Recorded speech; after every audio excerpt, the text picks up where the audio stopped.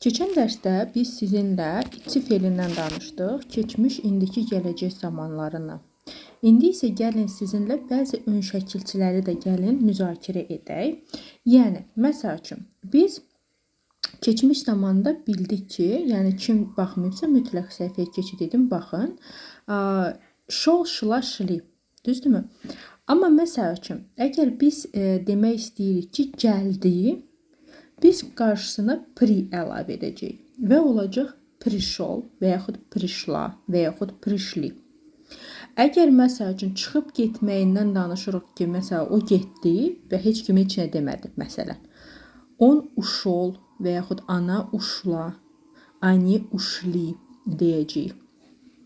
Sonra əgər çatmaqdan məsəl üçün danışırıqsa, məsələn o harasa çatdı. Daşol, daşla və yaxud daşli istifadə edəcəyik. Və digər ön şəkilçilər də var, hansı ki, fərdi dərslərdə mən daha ətraflı bir-bir müzakirə edirəm. Yəni, bu ön şəkilçilər həm keçmiş zamanda olur, həm gələcək zamanda olur. Amma indiki zamanda olmur. Yəni, onu kim də sizə deyibsə, yalandır. Keçmiş bir də gələcək zamanda olur. Məsəl üçün, daşli çatdılar deməkdirsə, daydut çatacaqlar deməkdir. Ya daşla, məsəl üçün, xanım qız deyir, mən çatmışam deyirsə, ya daydu, mən çatacam deməkdir.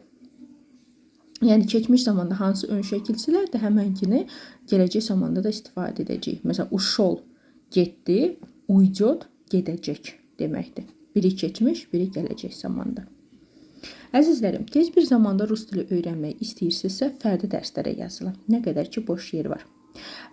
Yox, əgər imkan yoxdur və yaxud vaxtı yoxdur, şərait o deyil, amma eyni zamanda öyrənmək istəyirsiniz, bilirsiniz ki, indiki müasir zamanda xarici dil nə qədər vacibdir, onda mənim danışıq kitabımı əldə edə bilərsiniz.